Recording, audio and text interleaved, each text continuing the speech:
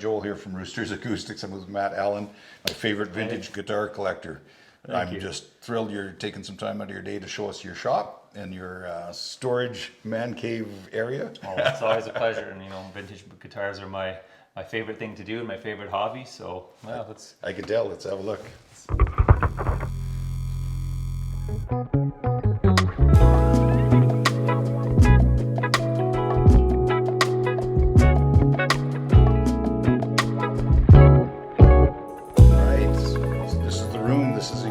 Store everything. You keep your humidity at what do you? Around, I try to keep it between 40 and 50%. It's it changes depending on the time of season. In summer, it's pretty easy to keep. It's humid outside, so it's not an issue. But with our dry winters here in Alberta, sometimes is an issue. So I have 2 different humidifiers set up around the house, and I make sure, I keep it in that 40 to 50 range if I can. Nice. Just keeps all your frets from sprouting and just prevents cracks on any of the older instruments that have been aged for 50 plus years. Now you've given me some crash courses on collecting and what to look out for, what kind of things you look for when you're buying stuff.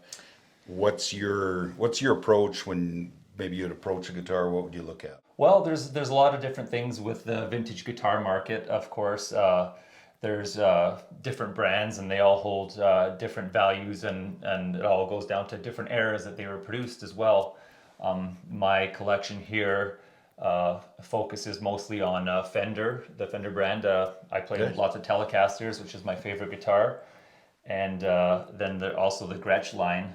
The era of Gretsch for me is the 50s and 60s. And so that's mostly what I focus on when collecting. It's stuff that I can, number one, play as well, and that I'll enjoy playing, and that it has some value to it as well, and will appreciate in time. Nice. For an example here, speaking of the Gretches here, this is a 1965 Gretsch. It's called a Country Gentleman. This is the same model. It's made famous. Lots of artists have used it over time, but George Harrison from the Beatles was seen on the Ed Sullivan Show with one of these. I believe he had a 63, if I'm not mistaken. But the Gretsch guitars are always nice. Big hollow body construction, and they have just a nice rich tone to them. So I always enjoy the Gretsch. The Gretsch, actually, back in the day, they started their designs in the 50s with a full hollow body construction, which this is a reissue of basically a 1957 Gretsch, similar to what Duane Eddy used to use back in the day, famously heard on the song Rebel Rouser. But they had a hollow body and they had F-holes in them cut, and they found that back in the day the PA systems weren't as advanced as they are in this era and stuff, so they used to have bigger amps and play at louder volumes for the crowds, and these guitars with F-holes cut out tended to cause a lot of feedback on stage. So in the early 60s, Gretsch decided to change that, and they sealed it off and they painted on F-holes. So starting, I think, in about 1962, they had painted on F-holes, and it helped control the feedback on stage because the guitar was now actually no longer had the hole in it. So your pickups on a guitar like that, what are we looking at there? Well, different eras, Gretsch had different pickups. So if we look to the Gretsch 6120, which was in the 50s, it had what people know now as Dynasonics, but back then they were called Diarmans, and they were a single coil pickup. They're actually probably my favorite sounding pickup for a Gretsch of all time. And then in 1959, Gretsch switched to what's known as the Filtertron pickup. It's a humbucking pickup. It has a different tone. It's a more, I guess they call it a fatter sound or a warmer sound than the single coil Diarmans. And the Filtertrons have a famous place in history as well. And on this certain model here, Gretsch put what's known as the Supertron in the neck. So it's just basically a different blade version of the Filtertron. It's a humbucking pickup as well. They use these on the 6122.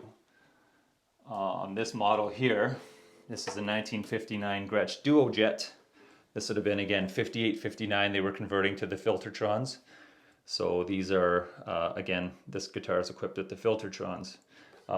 This is a 59 Gretsch 6128, also known as the Duo Jet. This actually same model that George Harrison, again from the Beatles, played. It was known as his first good guitar that he got, and his model was a 57, and he had the single coils, the D'Armands in his. But that's why I kind of like my Gretches as well. I'm a big George Harrison fan, so I always enjoy them. I am a Fender guy and Telecaster in some of my bands and duos I play in. We play a lot of, you know, classic honky-tonk country and rockabilly stuff, and a Telecaster always goes really, really nice for that. This here is a all original 1966 Fender Telecaster. So I got this off the original owner's son. His son inherited and didn't play, and we worked out a deal a few years back. So Fender Telecasters, again, they were designed in 1950. They came out originally known as the Fender Broadcaster. Fender used the name Broadcaster for a while there, and Gretsch had a line of drums called the Broadcasters as well. So they sent a cease and desist letter sort of thing to Fender to say stop using the name Broadcaster. So at the time, on the decal where it says Telecaster, Fender had cut where it said Broadcaster at the time, cut that out, and it just had the Fender decal on the headstock. That was for a period of about 6 months at a time, which became known as the Fender, they called it the No-Caster. So if you look on this headstock here, it would have no Broadcaster or Telecaster written underneath. This is a replica of one I built. This is my #1 guitar of all time. We'll talk some more about it shortly, but basically the Fender No-Caster looked like this. And then at the time television was coming out, Fender was thinking we need a name for our guitar, and they came up with Telecaster. They thought, you know, with television, it's a cool new thing, and so Tele would work, and that's what they became known as, a Tele. This one here is a 1968 Fender Telecaster. I got this one off the original owner, who played it for many, many years in a lot of honky-tonks and smoky bars all over Canada. As you can see, initially it would have been this color, which is known as like the translucent, it's known as Fender blonde color, translucent blonde. And this guitar would have been the same color back then. But because of all the years of use, and they call it mojo, right? And it gives the guitar some credibility and just something magical about it. It's a great guitar. So you could see back in the day, guys famously played, they put their cigarette between songs under the string there. And that was common. As the cigarette burned down when they were playing their solos and stuff, they always left burn marks.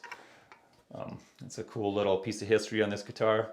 Lots of nice fingerboard wear on there. Again, this guitar was well loved, but yet it was taken care of. He played it a lot, but it's in pretty nice condition for the amount that it was played. And you got the two pickups was pretty standard for most of them.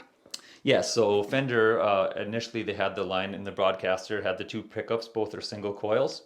And then they also have a model which is known as the Fender Esquire, which is essentially the same as a Telecaster, except it's missing the neck pickup. So it's all solid here, it's sealed in, the pickguard has no router cut out here, and it just has the one bridge single coil pickup, and that's known as the Fender Esquire. But all other aspects of the guitar are pretty much the same, the design, the feel, everything of that sort. Here we have another replica guitar. I'm a big Waylon Jennings fan, and Waylon Jennings famously used a guitar that looked like this. It was leather wrapped. So in the history of Waylon, he started out his career, he had a couple, well, this would have been in the early 60s, he had a couple early 50s Telecasters, basically the version of this. And in the 60s, his bandmates, for one of his birthday presents, took it, and they had a guy wrap it in all this famous tooled leather, and it became Waylon's #1. Over years, he had a couple more made, and he had a few of them on the go. And then he had guitars made that he gave away to people and stuff. But the actual real ones that he used on stage in the originals. I think the original is still owned by his family, by Shooter Jennings. Keith Urban owns one of them, and I think another one's in a private collection now. He had given it to one of his guitarists that had played for him for years, and when that guitarist passed away a couple years ago, it ended up in a private collection. So yeah, makes the guitar a bit heavier. People always ask me, does it affect the tone? You know, wrapped in leather, the guitar doesn't ring out as much. Not an electric guitar. I find when you plug them in, you got them into an amp on stage, it's all the pickups and the amp, and you don't really notice any difference. Waylon famously used what's known as the banjo tuner.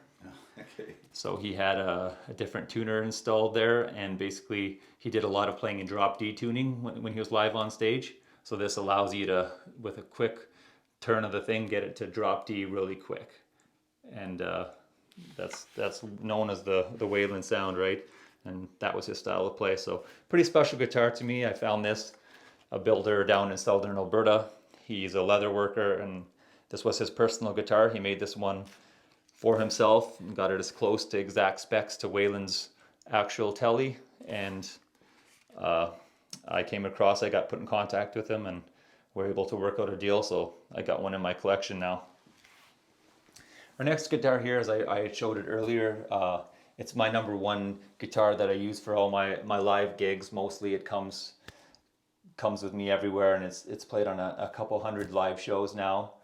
This one's basically, again, I said it's a replica of a 1951 Fender Telecaster. I had it pretty much put together to spec for myself over the last couple years, and I had it made as close as I can to an actual Fender Telecaster. The body is, of course, nitrocellulose lacquer, which ages, that's what the guitars were in the 50s and 60s. I think Fender in about 1968 changed to a poly-based or lacquer over poly-based, which was a more durable finish. And back then, aging wasn't desirable like it is now. People like the aging wear, like I explained earlier, the mojo of a guitar, right? And shows it's been played. So anyways, this one's built to the specs. It's got a big, fat, chunky neck, just like they had in the early 50s. Yeah, I have special pickups in here that I took many years to source out. And again, the play wear on here, of course, lots of it's known as relicking. Relicking in the guitar world is, Fender Custom Shop does it a lot. Basically, it's making the guitar look aged. But also a lot of this wear on here is real. I've played it quite a bit. So it picked up quite a few nicks and dings that initially weren't there.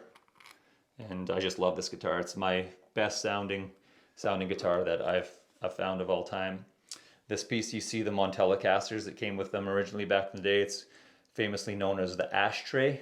And the reason being is it clicked on here, but when you're playing, it kind of makes things difficult to get in if you want to do some palm muting. So back in the day, guys took them off and they were an ashtray, essentially on their amp or wherever, and that's what it became known as. So yeah, that's my number one. It gets a special place in the house normally. Going back to the whole Fender line again, collectible guitars. Fender, of course, desirable brand. They had other lines.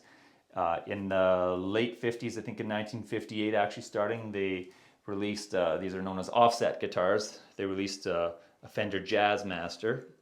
This here is an example, it's a 1960 Fender Jazzmaster. Built differently, of course, than a Telecaster or a Stratocaster. The pickups on them were single coils. On the Jazzmaster, people a lot of times think these are a P90 pickup because they're a little fatter and stuff, but they are essentially just a single coil pickup. Again, nitrocellulose lacquer on it. You can see all the aging and checking. It's it's been played. This is a two-tone sunburst with a tortoise shell pickguard. The Jazzmaster has, of course, a different sound than the Telecaster and Stratocaster. It was designed back in the day. Well, they initially designed it for jazz playing, but it never really caught on for jazz players. And basically it was adopted in the 60s by surf guitar players. That's where they really became their own guitars when the surf guys started to pick them up with that. You know, they had a really drippy, wet reverb on it, and all that twangy Dickdale type rock from the 60s. This is another Jazzmaster. This is a 1962. Back when Fender initially offered the Jazzmaster, like I said, that's the two-tone sunburst, and that's what they were in. But then they also had Fender custom colors. So for an upcharge at the factory, you were able to order a custom color. There was many different ones. There was Seafoam Green, Surf Green, Fiesta Red, Dakota Red, you know, Olympic White. There was Lake Placid Blue. There was every type of color. There was golds. There were silvers. So this one was ordered off right from Fender. I got this off the original owner. So it's an uncirculated guitar. He told me the story on it in 1962. He was a young man, and he saved up and he bought himself wanted a nice Fender Jazzmaster. So he ordered this custom from Fender, picked the custom colors. This one has the custom color headstock as well, which is quite desirable and rare in a vintage guitar if you could find one with a custom color headstock. Again, the stock version would have been just your plain maple. So as part of that upcharge, Fender would also paint the headstock on the guitars. So the story in this one, he was in Moose Jaw, Saskatchewan, I believe. He ordered it along with a Fender Bandmaster blonde amp, and came in, and he had it ever since. He said his story of this one, he played it throughout the 60s. He played in a whole bunch of rock bands, kind of surf music, and he eventually got married, had kids, and he said in the late 60s it went under a bed in its case, and that's where it sat until him and I met here about 4 years ago, and I ended up buying it, and he still lives in the area, and he has an open invitation to come visit this guitar whenever he wants. And every now and then I send him pictures of it, and he loves it. He just likes to be able to see it. He had it. It's kind of like a family friend to him, right? He's had it for his whole life. The story on this little knob here is he had told me that the other guitarist in the band ordered the same guitar, and the other guitarist was going to modify the guitar, so he drilled a hole to put different kind of switches in there, and this guy was going to do it. So he said he took a little drill bit and drilled a tiny hole in the pickguard, and right away felt remorse about it, and just plugged it with one of these plugs, and that's where it stayed ever since the 60s. So I kind of leave it in there as part of the guitar's history in its life, right? So it's been with it, and I won't take it out. So you kind of leave guitars sometimes the way they are. Again, they all have their story. Going back to this 1959 Gretsch Duo Jet, someone probably in the 60s put this little water slide decal on there. It's flaking off and stuff, but this is how it came, and it's been on that guitar for years. I think it's a cool little touch, so I just leave it on there. It'd be kind of a sin to take it off. It's again, somebody put it on there, who knows when, and that's where it stays. Another guitar that Fender released in the 60s was known as the Fender Jaguar. Again, another offset guitar. This is a 1964 Fender Jaguar in 3-tone sunburst. As you can see, the Jazzmaster had the 2-tone. It didn't have as much red in it. The 3-tone sunburst, they started adding some red. So the difference between the Jaguar and the Jazzmaster is the neck scale. This is a 25.5 neck scale, so it's a bit longer. And the Jaguars were a short neck scale. They were 24 inches. And just a little different feel when you're playing it, when you're holding the guitar. It just feels smaller scale, but voicing on the pickups, again, these are single coils, so are these, but they're just wound differently, and they have a different sound. I find the Jaguar has a more, let's say, a crisp, bright sound. It bites more, a really twangy sound. Of course, they had all these different switches on them. Essentially were for different tone circuits that with the flick of a button here, it switched pickups where you have the volume and tone control, and then you put that down and you use these volume and tone controls. So you could have 2 different settings, and instead of trying to mess around on stage at the time, you could have it preset just do a flick of a switch and it has a whole different sound without having to adjust anything. At the time, I don't know, these were the Jazzmaster and the Jaguar were the top of the range, and kind of gimmicky things in them, and then but they eventually, you know, caught on with the surf crowd, and they're just their own thing. Some people disconnect this completely because they don't want to use it. It gets confusing with too many buttons. If I'm ever using this one live, I just basically use this bottom circuit and use your pickup selectors, and it's pretty easy once you get the hang of it. But again, a really, really cool guitar. I got this one off the original owner's nephew. Original owner had passed away and left it to his nephew, who again didn't play guitar. And I got it off him along with the original amp that was purchased with it in 1964, 65. So again, you can see it's got some play wear, but this guitar basically has been very well kept its whole life. So mostly probably sat in a case. So when you get them home, what's your process? The pictures you sent me, it's all taken apart. Is that something you do with everyone? Yeah, so this leads to a whole world of collecting vintage guitars. The vintage guitar market is very, there's lots of different things out there, I should say. There's all original models, there's models that have been modded over the years, and there's replica models like that. So you have to know what you're looking for in a vintage guitar when you're purchasing. Some of them could be quite expensive, so you really have to know what you're getting. So a process I get first when I see a guitar, or if somebody contacts me about a guitar for sale, I right away want to go see it myself, and you basically advise the person that you have to see inside of it, so you know what is original and what's not. So you basically, it'll start with, I'll pick out a Telecaster here. So you'd remove the pickguard. Of course, everything's attached to all the wires, but you look for certain things inside. You could tell if the pickups are original or not. You could tell if the capacitors have been changed, if any of the wiring's been changed. Certain guitars have certain routes in them. You could see from what era it is, if it's been changed, if it's been refinished. Some guitars have been painted over, or Fender had markings back in the day, usually on the back of the neck, in the neck pocket, or under the pickguard in the cavities. And they were pencil written dates. In the late 60s, early 70s, they became stamped dates from machines. Before that, it was pencil, and you can see if they're still there. If they're missing, something's been going on with that guitar. It's been changed, it's been repainted, it's been sanded down.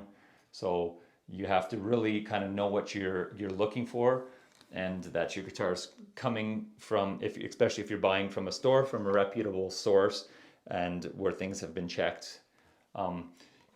In the world, there can be some, especially in private deals, there are guys that will try to pass off a vintage guitar as all original, but parts have been changed or modified or faked. So again, you have to know what you're looking for if you're going to start getting deeper into it. So that's one of the first things I do, and I have guys from all over will be messaging me, asking me to help authenticate something, or if I think it's original or not, and I'll take looks at it. And there's lots of ways you could research it in different books that you could purchase and study up on it and learn the history. This one's a 1973 Gibson Les Paul Deluxe. No, it's a gold top, so it's that rich gold color. It's one of my favorite colors for a Les Paul. They also come famously in the Sunburst. But on this guitar, this one has been played quite a bit. It's been gigged heavily, I think, its whole life, since the 70s. You can see there's nice, the lacquer has worn off, someone's belt buckle wore it in, and again, it's been taken care of, but it's been played a lot too, and it's in nice condition. At one point on this one, as famous on Les Pauls, the way the headstock design is, happened to many of them in history. It fell over, and because of the angle, these headstocks snap off very easy. So you can see at this point, this one was cracked at some point. It wasn't a full breakthrough, but it was cracked. So a luthier at some point repaired it, and there's a mesh fiberglass wrap in there to secure it all and tighten it up. And that's just the style he repaired it. Some guys do a different approach, but this one's been luthier checked and it's solid. And one of my favorite players. Pickups in here are known as the mini humbuckers. So they're a cross between, I'd find, a humbucker and a single coil. They're a little snappier, less warm tone than a full humbucker. And also they're the same size as a P90. So a P90 pickup could be dropped into this spot as well, which many guys do. As you can see, the lacquer, there's lots of lacquer checking on it, which is the fine little lines throughout the finish. So again, I think that's beautiful in a guitar. This one, again, knowing what to look for in a vintage guitar, I know from looking at it right now that this bridge isn't original to it. It's been changed. This is a modern day bridge, an improvement on the original. The original one is in the case. And just, again, you have to know little design things, what era used what, what's been put in. And this pick guard is non-original to the guitar. And again, it's just knowing your history on the guitar. But everything else on it is original. The pots inside, all the electronics, all the wiring, that all checked out on this one. But again, a really fun guitar to play. Les Pauls were heavy, but that's just the way they are. They have a really thick tone and nice sustain on them, and they're just an amazing playing guitar. If you could support it during a live show, for lots of guys have back issues with them, but Les Pauls, of course, or Gibson products are very collectible. Lots of guys love the Les Paul. So there's usually there's guys that like their Fender Tellies and Strats, and there's the guys that like their Les Pauls, right? And it's kind of a preference thing. So when you talk about the Les Paul, that body shape is particular to it, or exclusive to it? Yes. Are there components? Is it just strictly the body shape, or? Well, I mean, there's lots of guitars that copied. Funny you ask about the body shape. Is it unique to the Les Paul? So you look at our Les Paul here, which they came out in the early 50s. They were golds, and then eventually in the late 50s they became sunburst. At the time, Les Pauls, especially already around the late 50s, they weren't catching on. They were a heavier guitar. Guys didn't use them. They made them, and so all the way from 53, 54, 5, 56, they changed them. 57, they started kind of getting that sunburst look to them. I think they made them all the way to about 1960, and then they stopped production and never made very many. And lots of them sat in stores. They were unsold throughout the 60s. As music kind of evolved from, that twang of a Telecaster and Stratocaster and a Gretsch, music evolved throughout the 60s into more of a heavier rock. Started coming out late 60s, early 70s. Guys wanted those humbucker pickups because they were better for that fat rock sound, right? And they started going for the 50s Les Pauls and started buying them up and collecting them. And then in 68, I believe it was, Gibson started making the Les Paul again. The early 60s ones were based off their last ones in the 50s. And then they kind of evolved into the early 70s into this model. Little changes here and there, the mini humbuckers, changes on the way they constructed the body, became a two-piece known as the pancake body. So they took two pieces of wood, glued it together. You can see the seam here. So they did some changes.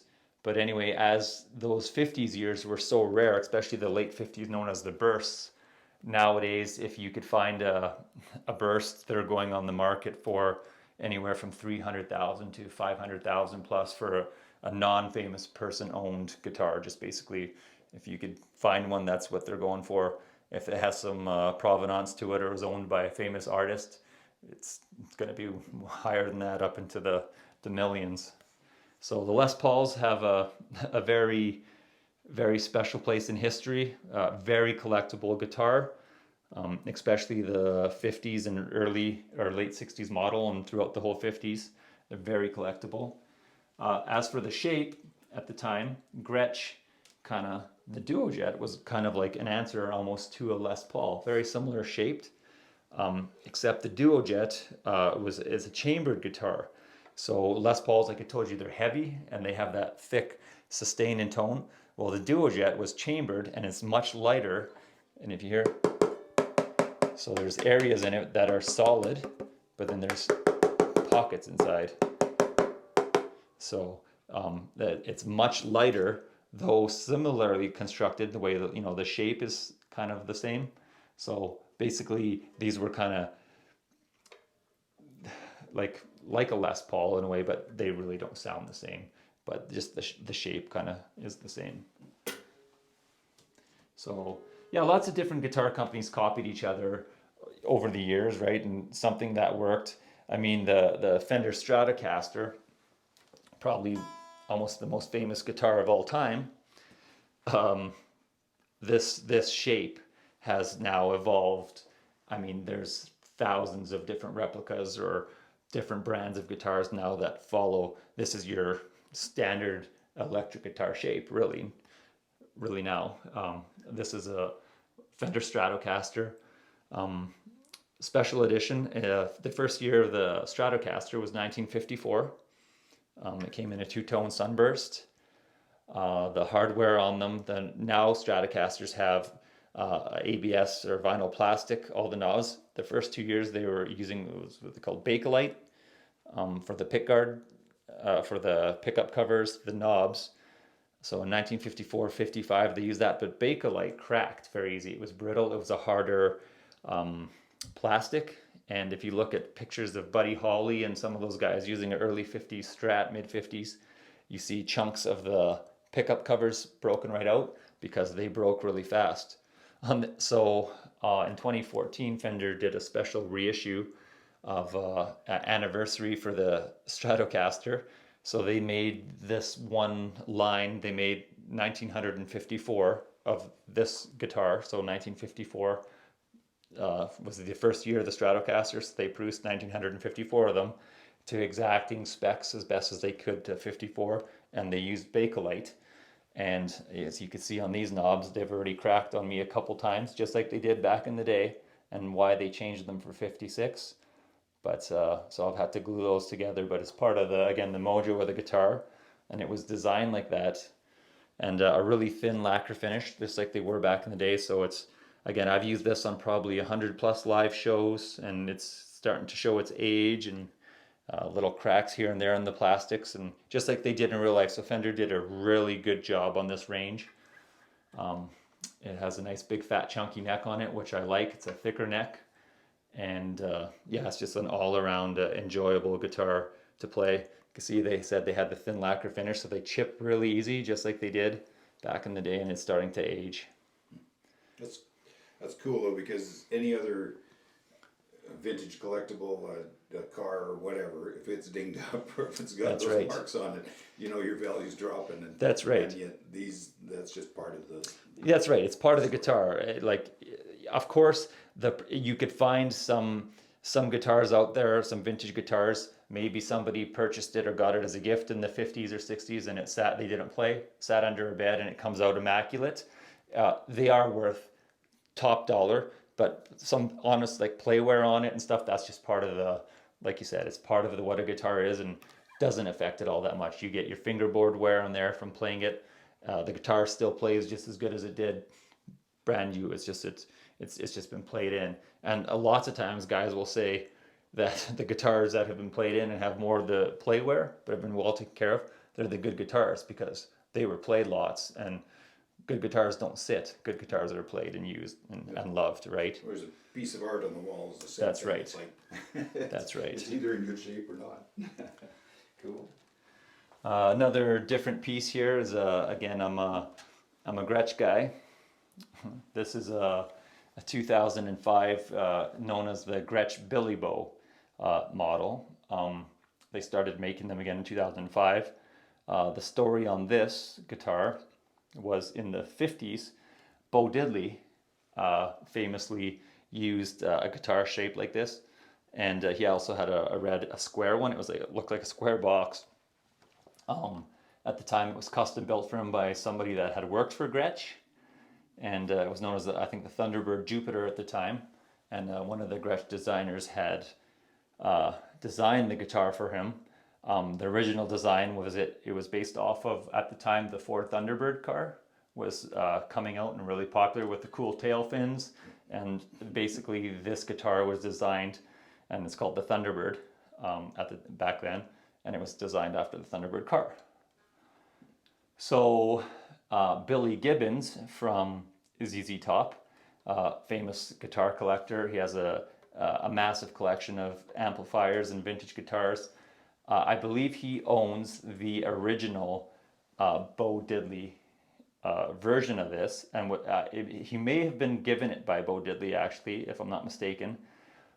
Played it lots, but of course, because it's such a valuable guitar and special in history, and didn't want to take it out, so he approached Gretsch to reissue this guitar. So they made them again, and they called them the Billy Bo, kind of off Billy Gibbons and Bo Diddley. And it's a pretty good guitar. It's got known as the Gretsch Powertrons in there. They're a humbucking pickup, a really gritty rock sound. The guitar is chambered, so it's in certain places it's pretty light to hold. So it's you can hear it's hollow in places. Super light, comfortable on stage. And you would think a guitar shaped in this cool space age kind of thing would be uncomfortable, but it's not. It fits really nicely, and it's just a pleasure to play. So I'm going to be using this one live a bunch of the summer here when we get gigging.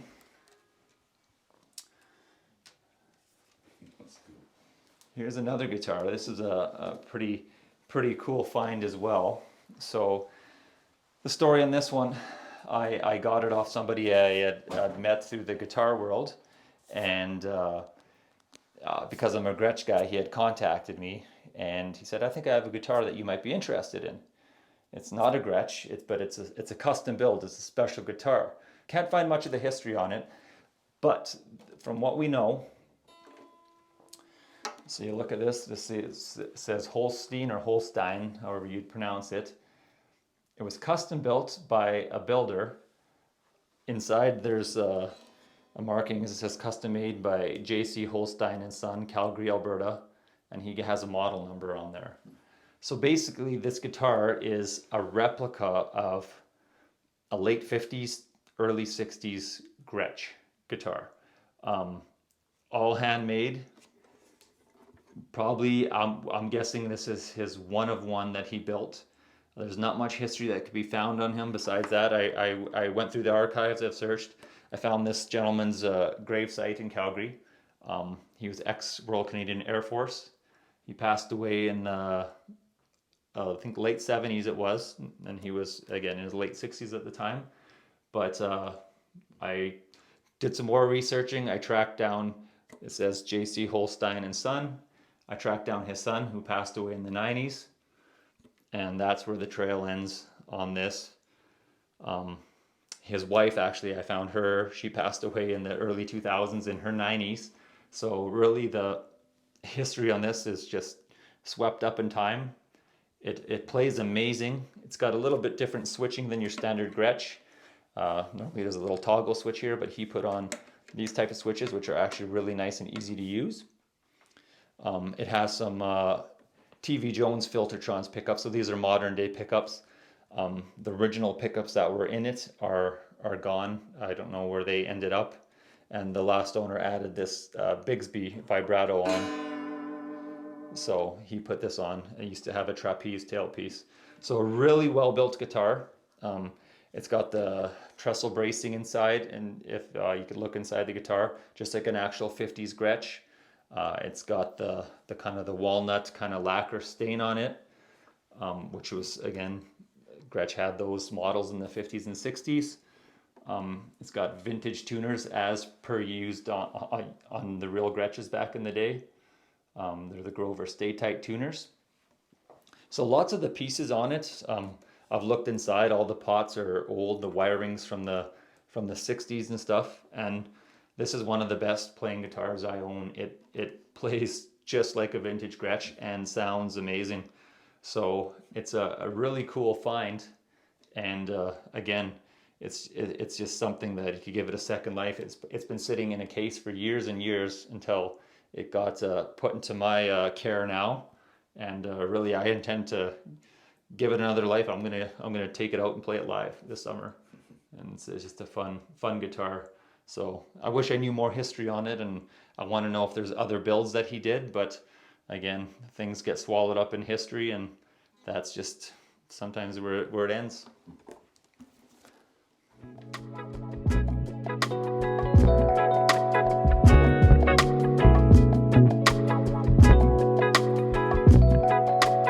Thank you, Matt. That was amazing. That's an excellent history. Just a quick run over. I love it. It's just concise and. Well, thank you guys for coming down here and checking out the collection. Again, it's always my pleasure to talk guitars and give some of my knowledge on it that I've built over the last couple of years collecting, and I hope I could pass it on. And but you get into the details. That's just that's so cool. yeah, it's again, I love history. I'm a big history fan, and all these guitars and amps have their history and have had their life. And again, I have them as an investment. And the market has been changing drastically in the last couple of years. It's been on a strong incline, and the values are going up and up on guitars. So I'm trying to get in as many as I can now, because the stuff from the 50s and 60s is starting to get to quite pricey. So I think getting into it now is the time. It's just going to go up from here. Some quick tips for somebody looking to buy in? Go to a reputable source. Do your research. And again, just don't settle on something. Do your research first, because too many people want to buy quickly, and then they get home and they realize it's not what they thought it was. So again, just make sure your source is know what you're getting. Know what you're getting, and that's what it is. Do your research. Right on. Well, thank you again. Shake your hand, but I guess we're good. All right.